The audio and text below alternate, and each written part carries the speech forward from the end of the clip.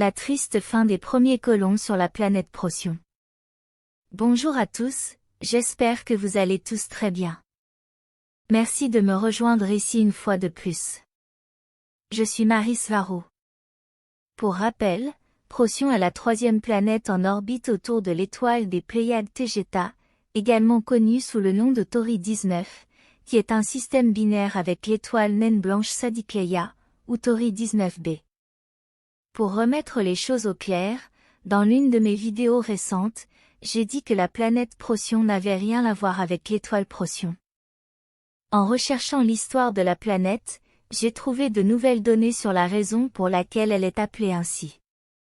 La planète Procyon en orbite autour de Taygeta tire son nom de ce que les premières personnes qui l'ont découverte et cartographiée il y a longtemps ont décidé de l'appeler.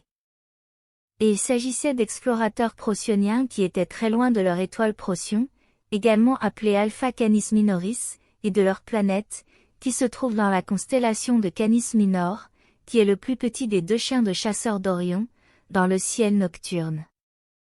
Ils ont cartographié la planète, mais ne l'ont pas revendiquée pour eux-mêmes, et il n'y a aucune donnée indiquant qu'ils ont cartographié une autre planète en orbite autour de Tauri 19, et cela s'est produit bien avant l'arrivée des premiers colons lyriens à Taygeta. Lorsque l'équipage d'un vaisseau spatial arrive sur une planète nouvelle et inexplorée, ils doivent suivre des protocoles stricts de recherche pour découvrir les dangers qui peuvent y être cachés. Tout d'abord, ils doivent étudier les éléments et les produits chimiques présents dans son atmosphère, pour voir s'il convient de respirer pour les lyriens humains. La plupart des planètes qui sont apparemment habitables sont rejetées en raison de leur composition atmosphérique, même si elle peut être appropriée pour la vie complexe, simplement parce qu'elle n'est pas respirable. Après l'atmosphère, et bien que son étude donne aux explorateurs de nombreux indices importants sur le type d'écologie présente sur une planète, ils doivent ensuite étudier de près sa biologie, en recherchant des espèces dangereuses de toutes sortes, en commençant par les plantes et les champignons, avec leurs spores, leurs pollen et leurs graines, ainsi que toute nouvelle espèce inconnue qui pourrait représenter un danger pour les explorateurs et les futurs colons de cette planète. Ensuite, ils doivent étudier ces organismes vivants plus grands et plus complexes, ces animaux, pour comprendre lesquels peuvent représenter une menace, comment, et pourquoi.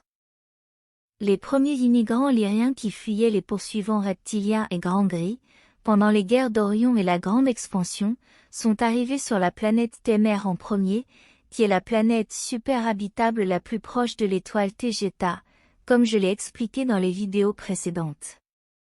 Témer est extrêmement favorable à la biologie humaine lyrienne de toutes les manières possibles, à commencer par son atmosphère qui est propre et riche en oxygène, son bon climat, et aussi en raison de ses écosystèmes basés sur la coopération et la symbiose. Témer n'a pas de prédateurs, presque rien là-bas n'a de poison digne d'être mentionné, et sa vie végétale et animale est amicale ou neutre envers la vie humaine lyrienne. Témer est aussi proche que possible du concept d'une planète idéale. Les premiers colons lyriens qui ont ensuite commencé à s'appeler Taygétiens, ont trouvé cette planète extrêmement confortable et nourricière pour eux, et après un certain temps, pour leur propre sécurité, ils ont commencé à explorer et à cartographier les 3 autres planètes du système stellaire de Taygeta, et la planète suivante qu'ils ont explorée était Hera. Ils ont découvert avec une grande joie que c'est aussi une planète qui est presque un endroit parfait pour vivre, le seul problème étant ses hivers très froids. Après avoir étudié sa biologie, ils ont découvert qu'elle ressemblait beaucoup à celle de Témer, symbiotique et amicale envers les lyriens humains, et sans aucun danger digne d'être mentionné. Comme on pouvait s'y attendre, les nouveaux Taygétiens ont revendiqué la planète pour leur civilisation, alors qu'ils se dirigeaient vers la planète Procyon, la troisième en orbite autour de Taygeta. Bien que les premiers Taygétiens aient envoyé des sondes et des vaisseaux pour cartographier Procyon depuis l'orbite, ils ne l'ont pas étudié suffisamment de cette manière, car ils prévoyaient d'envoyer une expédition de 50 hommes et femmes là-bas assez rapidement. Et cela a été une terrible erreur car, selon les archives historiques, ils ont à tort considéré que la biologie de Procyon serait également symbiotique et amicale comme sur les deux planètes précédentes, Temer et Hera. Après tout, pourquoi Procyon serait-elle différente puisqu'elles sont dans le même système stellaire? Les 50 explorateurs tégétiens, hommes et femmes, sont arrivés à Procyon à bord de deux petits vaisseaux spatiaux similaires à la classe de chasseurs utilisés aujourd'hui, bien que beaucoup plus primitifs, et ils ont installé leur camp de base sur une plage calme près de l'équateur de la planète. Leur camp était constitué de structures préfabriquées pliables ou repliables qui peuvent s'interconnecter de différentes manières pour former une plus grande structure, et peuvent également augmenter leur taille dans toutes les directions en ajoutant des modules, un peu comme un jouet Lego. Bien qu'ils aient remarqué la forte gravité, les nouveaux explorateurs ne considéraient pas cela comme un gros problème, donc les premiers jours étaient calmes et paisibles, pleins d'espoir et d'attente pour la colonisation de la planète. Assez rapidement, des problèmes ont commencé à survenir lorsque les membres de l'équipage ont été piqués par des insectes et de grandes guêpes agressives et venimeuses, qui ont causé la mort des deux premiers explorateurs après avoir été massivement piqués lors d'une de leurs expéditions plus profondément dans la planète, et ils n'ont pas pu les ramener au camp de base assez rapidement. Il semble que les premiers explorateurs aient mis trop de temps à remarquer que bien que la plupart de la biologie de Procyon soit également symbiotique, de nombreuses autres formes de vie sont parasitaires et même carnivores, donc très dangereuses. Bien qu'ils aient été avertis de la présence d'espèces dangereuses sur Procyon avec cet incident malheureux, ils ont continué à explorer la planète et la plupart de ses régions à pied, car ils aimaient le camping et la randonnée. Au fur et à mesure que les semaines se sont transformées en mois, ils ont commencé à remarquer que l'été procyonien était extrêmement chaud et humide. Il pleuvait chaque jour, laissant le camp inondé et plein de boue, ce qui a également fait exploser la quantité d'insectes suceurs de sang comme ils n'avaient jamais vu auparavant, au point qu'il était presque impossible de sortir sans équipement de protection, ce qui rendait l'exploration très inconfortable à cause des combinaisons chaudes. Lorsque le temps s'est amélioré et qu'il est devenu plus frais, ils ont continué leurs explorations à pied, où un jour ils sont tombés sur un troupeau de créatures ressemblant à des vaches qui avaient été dévorées par de grands prédateurs d'une manière horrible qu'ils n'avaient jamais vue auparavant. Bien que cela les ait beaucoup alarmés, ils ont attribué l'attaque à de grands félins, essentiellement des panthères, qu'ils avaient déjà détectés sur la planète, et bien qu'ils n'aient pas remarqué qu'une telle attaque décimant la population de créatures ressemblant à des vaches en une seule frappe massive est atypique du comportement des grands félins sauvages. Une nuit malheureuse, alors que les 48 colons dormaient dans leur camp de base modulaire, ils ont commencé à entendre des mouvements étranges à l'extérieur, y compris des coups comme si quelqu'un voulait entrer par effraction par leur porte en métal. 4 volontaires, tous des hommes, ont décidé de sortir pour voir ce qui se passait, tous lourdement armés, tandis que des projecteurs éclairaient la nuit autour du camp. À peine sortis, ils n'avaient même pas refermé la porte de leur bâtiment modulaire qu'ils furent attaqués par des hordes vicieuses de grandes créatures carnivores qu'ils n'avaient jamais vues auparavant, ces dernières étant complètement inconnues pour eux. Les horribles créatures étaient de la taille d'un ours maigre, mais avec de grandes queues et de grandes gueules de crocodiles courtes remplies de dents acérées, et se déplaçaient extrêmement rapidement sur leurs 4 pattes, puis pénétraient dans le bâtiment modulaire en attaquant et dévorant les tégétiens non préparés qui furent complètement pris par surprise, et la plupart n'avaient aucune chance. 5 hommes et 2 femmes ont réussi à se barricader dans l'un des compartiments de stockage derrière les cuisines, où ils ont tenu pendant une période indéterminée cette nuit-là, pour finalement être également dévorés lorsque les portes barricadées se sont effondrées sous la force des créatures, car elles n'étaient pas conçues pour une telle situation extrême.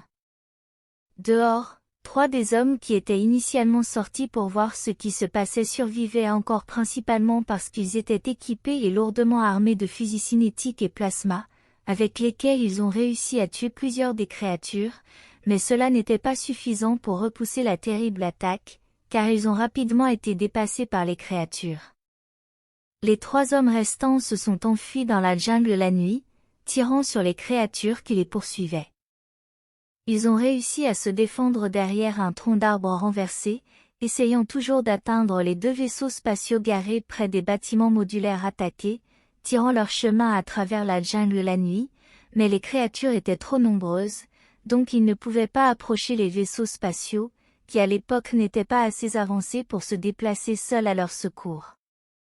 Alors que les créatures encerclaient les 3 hommes qui se battaient pour leur vie, ils ont réussi à courir vers une falaise où ils ont réussi à grimper suffisamment haut pour y faire un dernier combat, tout en appelant à l'aide via leur communicateur. Les hommes étaient piégés au sommet d'un espace plat sur une falaise à une courte distance du sol de la jungle, entourés de hordes de créatures agressives qu'ils n'avaient jamais vues auparavant, sautant les unes sur les autres et escaladant la falaise pour atteindre les hommes, qui à ce moment-là n'avaient plus de munitions, y compris les fusils plasma dont les cellules d'énergie étaient épuisées. Donc tout ce qu'ils avaient pour se défendre étaient leurs dernières armes, des couteaux et des épées ressemblant à des katanas japonais en taille et en forme.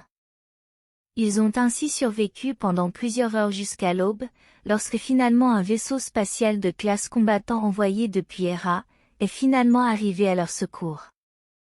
Le vaisseau a tiré plusieurs salves sur les créatures en dessous, qui se sont à peine enfuies, tandis qu'il tournait pour récupérer les 3 survivants. La rampe frontale du vaisseau s'est ouverte, et les hommes ont sauté à l'intérieur du vaisseau, qui a ensuite fait le tour du complexe de bâtiments ne trouvant aucun signe de vie des Tégétiens. Plus tard, ce même jour procyon, d'autres vaisseaux sont arrivés avec des Tégétiens lourdement armés, qui avaient la terrible tâche d'identifier ce qui restait des corps, et d'enquêter sur ce qui venait de se passer. 45 personnes, hommes et femmes, sont morts là-bas, cette terrible nuit. Seuls 3 ont survécu grâce à leurs compétences et parce qu'ils étaient lourdement armés. De nombreuses choses se sont ajoutées pour favoriser un incident aussi terrible. Tout d'abord, les colons ont supposé que la biologie de Procyon était aussi amicale que celle de Temer et Hera, ce qui était une terrible erreur. Ils ne comprenaient pas toutes les créatures présentes là-bas, comme ils auraient dû le faire avant d'installer un camp permanent aussi fragile. Aujourd'hui, on sait que l'attaque a été perpétrée par une horde de prédateurs alpha d'origine reptile de cette planète, aujourd'hui connue sous le nom de Torogunaa. Ils peuvent être trouvés travaillant seuls ou en grand nombre, un peu comme une meute de loups. Ils se cachent sous terre pendant la journée à l'intérieur de grottes et de crevasses dans les montagnes procyoniennes, et sortent pour chasser la nuit. Ils ont une horrible tendance à décimer leur proie presque jusqu'à l'extinction, et c'était probablement le cas cette nuit-là car les colons étaient probablement la seule nourriture qu'ils avaient à proximité, et ils devaient sûrement avoir très faim. Les colons tégétiens ont exploré la région de manière négligente et bruyante, laissant une trace claire de leur présence, ce qui les rendait faciles à suivre jusqu'à leur camp de base. Ils sont toujours un problème ou une menace pour la population tégétienne de Procyon à ce jour, bien qu'ils soient maintenant confinés à certaines zones de la planète qui ne sont pas recommandées à explorer. Ces créatures ne sont pas indigènes à Procyon, car il est maintenant connu qu'elle habite également plusieurs planètes de la région générale d'Orion. Quelqu'un, probablement des reptiliens, les ont semés sur Procyon il y a longtemps, mais leur motivation est encore inconnue. Elles sont extrêmement fortes et résistantes, capables de supporter plusieurs tirs avant d'être tuées. À l'époque, les premiers fusils plasma avaient une cellule d'alimentation qui, bien qu'elle soit très efficace pour sa taille, avait une quantité limitée d'énergie. Les fusils plasma tégétiens modernes sont équipés d'un petit réacteur à point zéro comme source d'énergie, ce qui leur confère une capacité de tir presque illimitée sans avoir besoin de recharger, avec une cadence de tir maximale d'environ 180 coups par minute. Ils sont seulement limités par la résistance et la durée de vie de l'arme elle-même, qui finira par s'user, mais après de nombreuses années d'utilisation et de nombreux tirs. Ce triste incident est maintenant un exemple type d'erreur de colonisation, et il est enseigné aux militaires et aux futurs explorateurs dans les écoles tégétiennes. J'espère que vous avez aimé ma vidéo. Merci de vous être abonné pour en voir plus, et d'avoir également laissé un like, je l'apprécie beaucoup. Et j'espère vous revoir ici la prochaine fois mes amis. Avec beaucoup d'amour. Marie Svarou.